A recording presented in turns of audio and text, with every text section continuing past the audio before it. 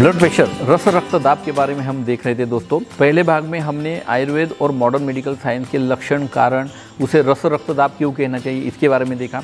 इस भाग में हम उसकी चिकित्सा और उसकी इटियोपैथोजेनेसिस के बारे में चर्चा करेंगे।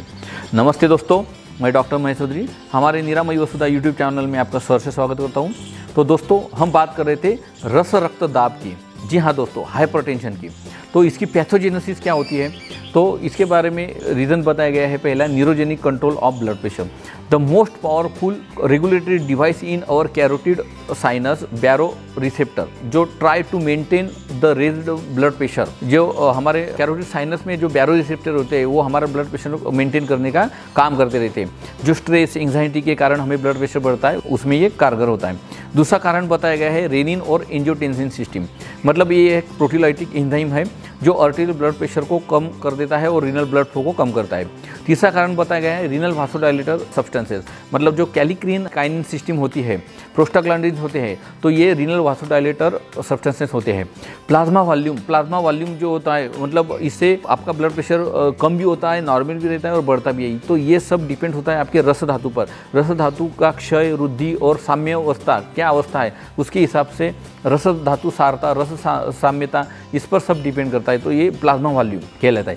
साल्ट इंटेक, मतलब जिसे हम सोडियम क्लोराइड कहते हैं, तो यह हाई साल्ट इंटेक जो होता है, ये वाटर रिटेंशन का काम करता है, जिससे कि एक्स्ट्रा सेल्युलर फ्लूइड और इंटरसेल्युलर फ्लूइड दोनों फ्लूइड का वॉल्यूम शरीर में बढ़ा देता है।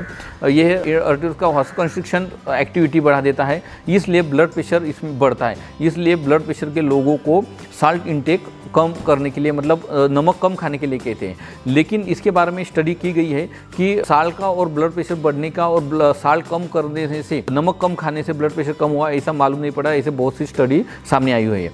अभी दोस्तों, ऐसे हाइपरटेंशन का शरीर पर क्या परिणाम होता है, कौन कौन से अवयव पर क्या परिणाम होता है, जैसे कि हार्ट। सबसे बड़े तो हार्ट को ज़्यादा पंप करना पड़ता है, हार्ट को वर्कलोड होता है। तो सबसे बड़ा तो लेफ्ट वेंट्रिकुलर हाइपरट्रॉफी होती है, जो कि एक टिपिकल बूट शेप्ड डिफॉर्मिटी पैदा कर देती है, जो हमें एक्सरे पर मालूम होती है। टिपिकल बूट शेप शैडो हमें दिखती है।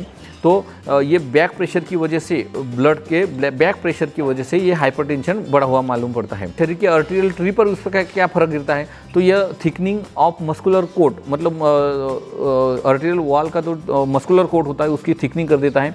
तो पेरिफेरल रेजिस्टेंस बढ़ जाता है। किडनी पर इसका जो आर्टेरियल्स होते हैं, इसके जो आर्टेरियल्स होते हैं, इसका भी थिकनिंग कर देते हैं। इससे किडनी का ब्लड फ्लो इम्पेयर हो जाता है और रीनल फेलियर हो जाता है। ब्रेन पर हाइपरटेंशन, ब्लड प्रेशर का क्या फर्क गिरता है, तो ये मीडियल और इंटीमल हाइपरटेंशन की वजह से जो ब्रेन को ब्लड सप्लाई करती है, ऐसे आर्टरीज पर ये ज़्यादा प्रेशर आता है और इसकी थिकनिंग की वजह से ये बर्स्ट हो जाती है, जिसे हम सेरेब्रल स्ट्रोक कहते हैं। ऐसा ये बहुत घातक परिणाम ब्लड प्रेशर से हमें दिखाई देता है। आगे है रेटाइना, मतलब हमारे आँखों पर भी इसका बहुत बुरा असर होता है। रेटाइना में जो स्मॉल बिल्कुल छोटी छोटी आर्टिकल्स होती है, तो इसमें बहुत ही छोटे छोटे माइक्रो इन्फार्क्ट हो जाते हैं, जिसकी वजह से रेटाइनल डिटैचमेंट हो जाती है, जिसकी वजह से अंधता प्राप्त होती है। तो दोस्तों, ऐसा ये बहुत ही प्राणघातक ब्लड प्रेशर है, जिसको कि व्याधि का दर्जा नहीं, लेकिन ये मृत्यु को कारण बनता है।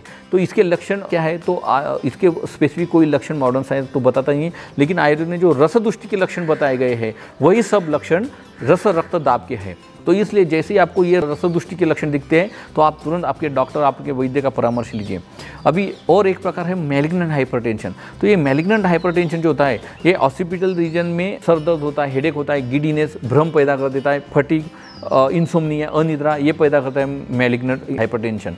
इसके कॉम्प्लिकेशन अगर हम देखते हैं, तो ये कौन से ऑर्गन को अफेक्ट कर रहा है, उसके हिसाब से ये होते हैं। जैसे अगर हार्ट को ये अफेक्ट कर रहा है, हार्ट पर ज़्यादा लोड आ रहा है, तो इंजाइनल पेन होना, एक्यूट मायोकार्डियल इन्फेक्शन होना, हार्ट अटैक आना, ऐसी चीज़ें देखते हैं। इसलिए अगर आपको ब्लड प्रेशर है, तो आप रुद्र बस्ती लीजिए, लहसुन का प्रयोग कीजिए, बृहत्वाद चिंतामणि, हृदयार्णव रस, ये आपके वैद्य के परामर्श लेकर आप दवा ले सकते हैं। ब्रेन पर इसका परिणाम क्या होता है, तो ये विजुअल डिस्टर्बेंस का होता है, सीवियर हेडेक होता है, स्ट्रोक, इनकेफेलोपैथी, सेरेब्रल स्ट्रोक हमें दिखाई देता है। इसलिए आप जो ब्लड प्रेशर की बीमारी लोग हैं, वो नस्य कर ले सकते हैं, शिरोबस्ती ले सकते हैं, आपके वैद्य का परामर्श लीजिए। किडनी पर इसका क्या बुरा असर होता है, तो इससे पॉलीयूरिया, नॉक्चूरिया, एनीमिया, ये लक्षण होते हैं। इसलिए कटिबस्ती आप ले सकते हैं। पैरों पर सूजन आना, चेहरे पर सूजन आना, ये किडनी ब्लड प्रेशर से किडनी पर परिणाम होते हैं। आंखों पर इसका बहुत बुरा असर होता है, विजुअल डिस्टर्बेंस होना, रेटाइनल डिटैचमेंट होना, रेटाइनल हिमोरेज होना। तो इसलिए आप बीडालक, नेत्र तर्पण कर सकते हैं, जिससे कि आप रेटाइना की रक्तवाहिनियों की लाइफ बढ़ा सकते हैं। पेरिफेरल वैस्कुलर डिसीज होते हैं, शरीर में जो दूर दूर तक फैले हुए सिरा जाल होता है, तो उन सिराओं पर भी बुरा असर होता है। इसलिए स्नेहन स्वेदन करना बहुत जरूरी है, इससे कि आपके रक्त वाहिनियों पर इलास्टिसिटी प्राप्त हो सके। दोस्तों, ऐसे हाइपरटेंशन का जब हम फिजिकल एग्जामिनेशन करते हैं तो इसके लिए रेगुलर चेकअप करना जरूरी है। इसलिए आज उम्र के 40 के बाद आप हर 2 साल के बाद आपका टोटल बॉडी चेकअप करना जरूरी होता है। तो रेगुलर चेकिंग में आप क्या कर सकते हैं, ईसीजी करना, 2D को करना, एंजियोग्राफी करना, चेस्ट एक्सरे करना, ये हार्ट के लिए आप कर सकते हैं। ब्रेन के लिए, किडनी के लिए और रेटाइना के लिए आप एंजियोग्राफी कर सकते हैं, रेटाइना के लिए फंडोस्कोपी कर सकते हैं। तो ये टेस्ट करना जरूरी हो जाता है कि आपको आपके ब्लड प्रेशर से आपके ऑर्गन्स की कितनी हानि हुई है, क्या हो रही है, क्या ये आपको वक्त पर ही मालूम हो जाता है, नुकसान होने के पहले मालूम हो जाता है। लेबोरेटरी टेस्ट हम जो देखते हैं तो ब्लड प्रेशर में यूरिन चेक करना चाहिए, ब्लड चेक करना चाहिए, तो यूरिन में अल्बुमिन एक्सिट हो रहा है क्या, शुगर क्या है, ब्लड सेल्स, पस सेल्स क्या है आपकी यूरिन में, वो देखना जरूरी है। तो किडनी का स्टेटस मालूम हो जाता है। ब्लड टेस्ट करने के लिए CBC कंप्लीट ब्लड काउंट करना चाहिए, जिसमें हमें हमारे ब्लड सेल्स की संख्या मालूम होती है, ESR, urea creatinine, LDL, HDL, cholesterol, serum lipid profile, serum electrolyte, ये सब चीज़ें हम चेक करनी चाहिए ताकि हमें हमारे बॉडी का स्टेटस मालूम हो सकता है। दोस्तों, अब ऐसे हाइपरटेंशन की क्या मैनेजमेंट है, तो इसके बारे में मैं आपको कहना चाहूँगा कि जो डायस्टोलिक ब्लड प्रेशर है ये अगर 140 के ऊपर है तो दोस्तों ऐसे हाइपरटेंशन की मैनेजमेंट क्या करनी चाहिए। तो जब तक यह डायस्टोलिक ब्लड प्रेशर 100 के ऊपर ना चला जाए तो उसकी चिंता करनी चाहिए, तो उसका रीज़न ढूंढना चाहिए और उसी से इसके हिसाब से ट्रीटमेंट करनी चाहिए। अगर ये 100 के ऊपर जाता है तो इसकी ट्रीटमेंट करना अनिवार्य हो जाता है, नहीं तो कार्डियोवैस्कुलर मॉर्बिडिटी और मॉर्टेलिटी बढ़ जाती है। हाइपरटेंशन की जो मैनेजमेंट होती है वो हर पेशेंट के हिसाब से अलग अलग होती है। किसी दो ब्लड प्रेशर के पेशेंट की ट्रीटमेंट एक जैसी नहीं होती है, उसके कारण क्या है उसके हिसाब से ट्रीटमेंट की जाती है। इसलिए आप बिना डॉक्टर, बिना वैद्य का परामर्श लिए अपने किसी रिलेटिव को ये गोली चालू कर दी है तो मैं भी ये चालू कर देता हूँ, ऐसा बिल्कुल मत कीजिए, ये बहुत प्राणघातक हो सकता है। इसलिए अपने डॉक्टर का परामर्श लेना जरूरी है, क्योंकि हर पेशेंट में ब्लड प्रेशर का कारण अलग होता है, उसके हिसाब से ट्रीटमेंट करना जरूरी होता है। और ये सब चीज़ें, आपकी उम्र क्या है, आपका लिंग क्या है, आपके फैमिली हिस्ट्री क्या है, आप उसकी सीवियरिटी की है आपकी बीमारी की, उसके हिसाब से ट्रीटमेंट करना जरूरी होता है। इसका मेन एम होता है कि आपका ब्लड प्रेशर जो 140 से 90 mm/Hg के नीचे लाना, ये आपका मेन एम होता है इस ट्रीटमेंट का। अब नॉन फार्माकोलॉजिक ट्रीटमेंट जो होती है, मतलब पथ्य निदान परिवर्जन, मतलब जो जिस कारण से आपका ब्लड प्रेशर बढ़ा है, चाहे वो चिंता, तनाव या किसी मानसिक अवस्था से हो, तो उसके वो तनाव, चिंता दूर करनी चाहिए। अगर आपका वजन बढ़ा हुआ है तो वजन कम कर दीजिए। अगर आप ज़्यादा नमक खा रहे हैं तो नमक कम खाइए। अगर आप स्मोकिंग कर रहे हैं तो ये सब दूर करना चाहिए, जिससे कि आपका कोरोनरी आर्टेरियल डिसीज़ की भी मॉर्बिडिटी कम हो सके। स्मोकर्स में और टोबैको च्यूअर्स में तो दवाओं का मात्रा ज़्यादा लगती है, ये बात उन्होंने ध्यान में रखनी चाहिए। इसलिए ये किसी भी तरह की व्यसनता हार्ट के लिए और जीवन के लिए बिल्कुल घातक होती है, इसलिए इससे दूर रहना चाहिए। अल्कोहल कंजम्पशन के बारे में मैं कहना चाहूँगा कि आपने हमारा मद्यपान, अमृत भी जहर भी, ये वीडियो आपने देखा होगा। इसमें तो अमृत भी है लेकिन जहर भी है, लेकिन वो देवता ही है जो इन पर कंट्रोल कर सकते हैं। मनुष्यों को व्यसनता पर या मद्य पर कंट्रोल कर पाना बहुत मुश्किल होता है, इसलिए मनुष्य ने मद्यपान से, अल्कोहल से दूर ही रहना चाहिए, ये मैं आपको सलाह दूंगा दोस्तों। तो ये हो गए नॉन फार्माकोलॉजिकल थेरेपी हाइपरटेंशन में। डाइटरी फैट जो होती है, मतलब अति स्निग्ध पदार्थ भी नहीं खाने चाहिए, जैसे कि जिससे एथेरोस्क्लेरोसिस हो जाए। एक्सरसाइज करनी चाहिए, योगा करना चाहिए, अपना वजन कम रखना चाहिए, कंट्रोल रखना चाहिए, जिससे कि अपना हाइपरटेंशन भी कम हो सके, कंट्रोल में रह सके। फार्माकोलॉजिकल थेरेपी में मैं कहना चाहूँगा कि इसमें डाययूरेटिक दवा दी जाती है, बीटा ब्लॉकिंग ड्रग दिए जाते हैं, अल्फा रिसेप्टर ब्लॉकिंग ड्रग्स दिए जाते हैं, कैल्शियम चैनल ब्लॉकर दिए जाते हैं जो आर्टेरियल वासोडाइलेटेशन करते हैं, जो रेजिस्टेंस बढ़ा देते हैं, तो इस वजह से ब्लड प्रेशर कम होता है। पेरिफेरल रेजिस्टेंस कम होने की वजह से ब्लड प्रेशर में कटौती हो जाती है। तो ऐसे ये ड्रग्स हाइपरटेंशन में इस्तेमाल करते हैं। इसके लिए कोई फिक्स गाइडलाइंस या कोई फिक्स मैनेजमेंट तो है नहीं। डायबिटीज़ और ब्लड प्रेशर जो ये दोनों साथ साथ चलने वाली जो बीमारियां हैं, यह greater high risk for the cardiovascular complication needs to control on the time for and reduce the all risk factors. Hypertension is the most becomes permanent.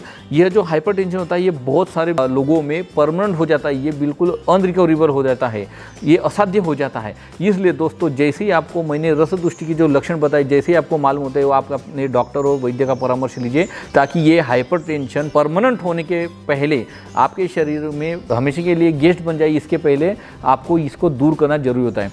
दोस्तों, नमक के बारे में मैंने आपको कहा कि इसकी बहुत सारी स्टडी फेल्ड हुई है, जो क्लियरली उनका रिलेशन रिलेशन बता सके या स्थापित कर सके कि ब्लड प्रेशर और नमक का कोई संबंध है, तो इसके में मैं कहना चाहूँगा कि अगर आप वो नमक नहीं खा सकते तो आप सेंधव नमक खा सकते हैं। सेंधव नमक से भी आपको फ़ायदा मिलेगा। इसकी दोस्तों हाइपरटेंशन, रस रक्तदाब की, ये तो हमने आपको पूरी जानकारी दे दी, लेकिन आपको हम ट्रीटमेंट का पार्ट ज़्यादा नहीं बताएंगे, चिकित्सा नहीं करेंगे। नहीं तो कुछ लोग हो सकता है कि इस वीडियो से ट्रीटमेंट करना शुरू कर दे, तो ऐसा मत कीजिए। इसलिए हम आपको इसमें आपको डिटेल में नहीं बताएंगे चिकित्सा का पार्ट। तो आप आपके डॉक्टर का और वैद्य का परामर्श जरूर लीजिए। हाइपरटेंशन का कारण जानिए, क्योंकि कारण की चिकित्सा करें, लक्षणों की नहीं, क्योंकि कारण की चिकित्सा करेंगे तभी वो बीमारी जड़ से दूर होती है। दोस्तों, इसके प्रिवेंशन के बारे में मैं आपको कहना चाहूँगा कि इसके टालने के लिए आप नित्य पंचकर्म कीजिए, शरीर शुद्धि कीजिए, वमन विरेचन लीजिए, ताकि आपके नसों, रक्तवाहिनियों में जो कार्डियोवैस्कुलर सिस्टम में जो कफ है, धमनी प्रतिचय होता है, जो कफ जमा होता है अति स्निग्धता के कारण, जो कोलेस्ट्रॉल होता है, ये कोलेस्ट्रॉल LDL क्या होता है, तो यह अपचित रस ही होता है जो हमारे शरीर में दौड़ता रहता है खून के साथ में। तो इसको शरीर के बाहर निकालने के लिए, इसका पाचन करने के लिए शरीर शुद्धि करना बहुत जरूरी हो जाता है। इसलिए पंचकर्म चिकित्सा करना बहुत जरूरी है। तो आप रेगुलर बस्ती कर सकते हैं, जिससे कि वात प्रकोप नहीं होता है। रक्त मोक्षण कर सकते हैं। हमने रक्तदान की वीडियो में बहुत अच्छा बताया है कि रक्त मोक्षण से आपको क्या क्या बीमारियों से आप इजाद पा सकते हैं। नस से लेना, मस्तिष्क की धमनियों और सिराओं का उनको संतर्पित करना चाहिए, ताकि अगर आपको ब्लड प्रेशर भी है, डायबिटीज़ भी है, तो वो सेरेब्रल स्ट्रोक ना हो जाए। इसलिए आपके ब्रेन की, मस्तिष्क की वाहिनियों को आप संतर्पित कर सके। शिरोबस्ती दीजिए, ताकि मस्तिष्क प्रदेश में जो रुक्षता होती है, जिसके कारण वेंस खराब होती है, आर्टरी खराब होती है, वो ना हो, इसलिए शिरोबस्ती लीजिए, रुद्रबस्ती लीजिए रुक्षता टालने के लिए। स्नेहन स्वेदन कीजिए सिराओं की इलास्टिसिटी मेंटेन करने के लिए। तो दोस्तों, ये था हाइपरटेंशन। अभी आपको संक्षिप्त में आपको मैं लो ब्लड प्रेशर के बारे में बताऊंगा, क्योंकि एक हाइपरटेंशन होता है और एक हाइपोटेंशन होता है, मतलब ब्लड प्रेशर कम होना। ब्लड प्रेशर अगर सिस्टोलिक ब्लड प्रेशर अगर 90 के नीचे आता है तो इसे लो ब्लड प्रेशर कहते हैं, हाइपोटेंशन कहते हैं। इसके लक्षण क्या होता है, तो lethargy, weakness, giddiness, bradycardia, sweating, fainting, ये लक्षण होते हैं। ब्रैडीकार्डिया, फेंटिंग और स्वेटिंग ये वासोवैगल शॉक से भी होता है। वासोवैगल शॉक में हमें हाइपोटेंशन दिखाई देता है। इसके कारण क्या क्या होते हैं, तो एक्यूट हाइपोटेंशन के due to the loss of blood और फ्लूइड और एक्यूट EMI, मतलब मायोकार्डियल इन्फेक्शन, हार्ट अटैक में ये हाइपोटेंशन हो जाता है। Shock due to various condition, शरीर में भी अलग अलग भिन्न कारणों से शॉक आना, पेशेंट शॉक में जाना, तो इससे भी हाइपोटेंशन होता है। पोस्चुलर हाइपोटेंशन होता है एक, जिसे suddenly assume the erect position, अगर आप बैठे हैं, सोए और एक अचानक खड़े हो जाते हैं, तो ये पोस्चुलर हाइपोटेंशन कहा जाता है।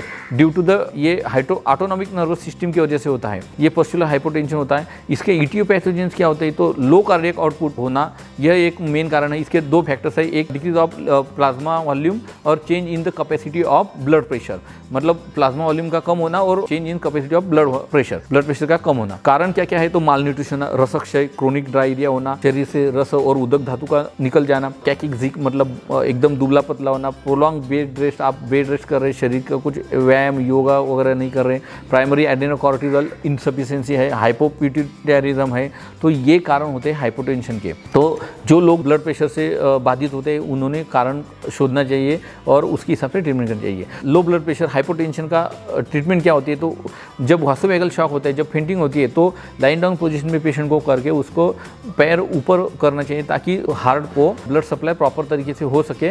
और इसके लिए हम इंजेक्शन एट्रोपिन वगैरह भी IV देते हैं, जो वासोकंस्ट्रिक्टर ड्रग है। दोस्तों, इसकी भी हम आपको ज़्यादा ट्रीटमेंट पार्ट नहीं बताएंगे, क्योंकि इसके लिए भी आपको आपके डॉक्टर का ही परामर्श लेना जरूरी होता है। तो दोस्तों, हम आशा रखते हैं कि आपको ये रस रक्तदाब का जो पुराण हमने आपके सामने गिनवाया है, जो रस रक्तदाब, हाइपोटेंशन और हाइपरटेंशन की जो जानकारी है, वो आपको अच्छी लगी होगी।